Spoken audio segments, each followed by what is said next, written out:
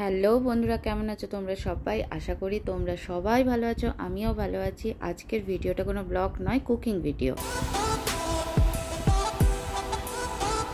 দেখো, আজকে বানাচ্ছি হচ্ছে স্প্যানিশ অমলেট। তার জন্য ডিম, টমেটো, পেঁয়াজ, ক্যাপসিকাম, কাঁচা লঙ্কা এগুলো তো লাগছে। তার সাথে লাগছে হচ্ছে একটা তোমার ওই জিরে গুঁড়ো, ধনে গুঁড়ো, এগুলোকে রোস্ট করে এটা একটা মশলা করে রেখেছি। তার সাথে নুন আর সাদা তেল। এবার হচ্ছে দুটো করে ডিমকে নিয়ে ফাটিয়ে নেব, কারণ এটা হচ্ছে একটা মানে মোটা ব্রেকফাস্ট করে, এর সাথে আর অন্য কিচ্ছু না, শুধু হচ্ছে অমলেটটাই খাওয়া হবে।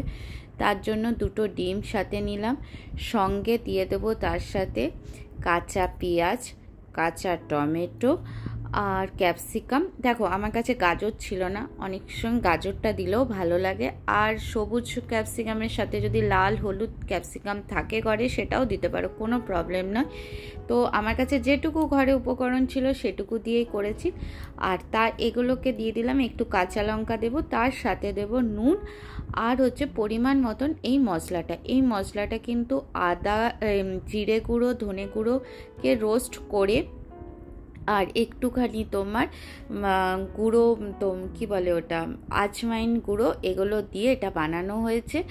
আজওয়াইনটাকে প্রথমে রোস্ট করে নিয়েছি হালকা শুকনো কড়াইতে, তারপরে ওইটাকে কিন্তু পেস্টটা করে রেখেছি।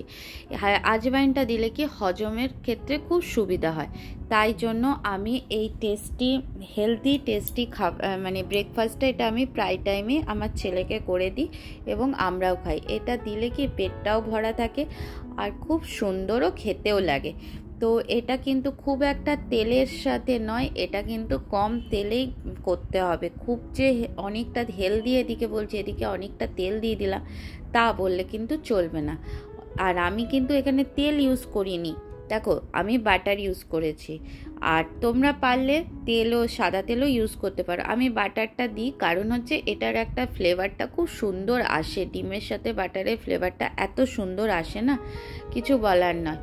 আর এইটাকে কিন্তু যে একদম বেশি ফুল ফ্লেম আঁচে করবে তা নয়, একটু আঁচটা মিডিয়াম দিয়ে রাখতে হবে, নাহলে এত বড় ডিমটার তো ভিতরটা থেকে যাবে কাঁচা আর উপর মানে নিচটা হয়ে যাবে একদম ফুল ফ্রাই হয়ে যাবে, তখন ওটা কিন্তু ভাল লাগবে না। আর ঢেকে ঢেকে যদি তুমি করতে পারো তাহলে কিন্তু খুব ভালো হয়।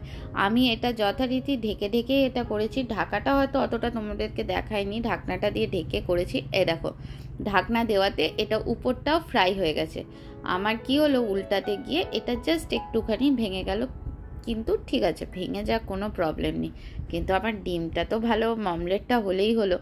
যাই হোক, অমলেটটা আমার প্রায় রেডি হয়ে গেছে। দেখো, অমলেটটা কিন্তু এরকম দুটো ডিম করলে একটা ফ্রাই প্যান সমানই অমলেটটা তৈরি হয়।